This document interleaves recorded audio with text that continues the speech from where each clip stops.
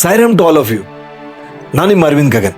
ರೀಸೆಂಟಾಗಿ ಯೂಟ್ಯೂಬಲ್ಲಿ ನಾವು ಸಪ್ತಮ್ ಇನ್ಸ್ಪೈರ್ಸ್ ಅಂತ ಒಂದು ಎಪಿಸೋಡ್ ಲಾಂಚ್ ಮಾಡಿದ್ವಿ. ಆ ಎಪಿಸೋಡ್ಗೆ ಒಳ್ಳೊಳ್ಳೆ ಕಮೆಂಟ್ಗಳು ಹಾಕಿದ್ದೀರ.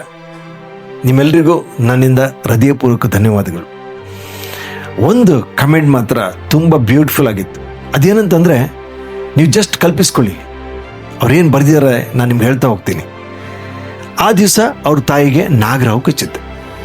ನಾಗರಾವು ಕಚ್ಚಿದಾಗ ಯಾರೂ ಇಲ್ಲ, ಹಿಂದ್ಗಡೆ ಮನೆಯಿಂದ ಒಂದು ಲೇಡಿ ಓಡ್ ಬಂದು ಒಂದು ಸೀರೆಯ ದಾರ ತೆಗೆದು ಕಟ್ತಾರೆ.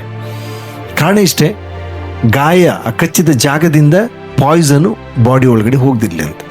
ಸುತ್ತಮುತ್ತ ನೋಡ್ತಾರೆ, ಯಾರೂ ಇಲ್ಲ. ಆ ಊರಿಗೆ ರಸ್ತೆ ಕೂಡ ಇಲ್ಲ. ನನ್ನ ತಂದೆ ಆ ಊರಿನ ರಸ್ತೆ ಕೆಲಸ ಮಾಡಿಸ್ತಾ ಇರ್ತಾರೆ. ಆ ಕ್ಷಣ ಯಾವ ವೆಹಿಕಲ್ ಕೂಡ ಇಲ್ಲ. ಇವರು ಗಾಬರಿ ಆಗ್ತಾರೆ, ಏನು ಮಾಡೋದೀಗ? ಪಾಯ್ಸನ್, ನಾಗರಾವ್. ಅದಕ್ಕಾಗಿ ದೂರದಿಂದ ಬರ್ತಾ ಇರೋ ಒಂದು ಸ್ಕೂಲ್ ವ್ಯಾನ್ ನೋಡಿ ನಮ್ಮ ತಂದೆ ಆ ಗಾಡಿ ನಿಲ್ಲಿಸ್ತಾರೆ.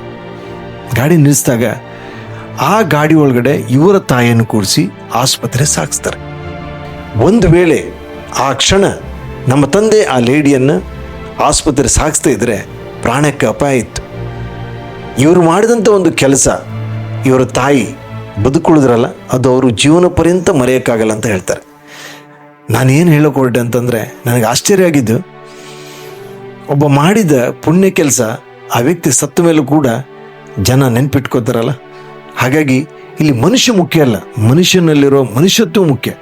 ಮನುಷ್ಯ ಸತ್ತರೂ ಕೂಡ ಮನುಷ್ಯತ್ವ ಸಾಯಲ್ಲ ಅನ್ನೋದನ್ನು ನಾವಿಲ್ಲಿ ನೋಡ್ಬೋದು. ಈ ಕತೆ ಎಲ್ರಿಗೂ ಕೂಡ ಒಂದು ಮೆಸೇಜ್ ಆಗಿದೆ. ರೀಸೆಂಟಾಗಿ ನಾಗರ ಪಂಚಮಿ ಆಯಿತು. ಅವ್ರು ಹೇಳಿದ ನಾಗರಾವ್ ಕತೆಗೂ ಇದಕ್ಕೂ ಕಾಕತಾಳಿ ಅನ್ಬೋದು. ಹೀಗಾಗಿ ಒಳ್ಳೊಳ್ಳೆ ಕಮೆಂಟ್ಗಳನ್ನು ನೀವು ಹಾಕ್ತೀರಿ. ಮತ್ತೊಂದು ಕಥೆಯೊಂದಿಗೆ ಮುಂದಿನ ಎಪಿಸೋಡ್ಗೆ ನಾನು ನಿಮ್ಮ ಜೊತೆ ಇರ್ತೀನಿ. ಜೈ ಸಾಯಿರಾಮ್.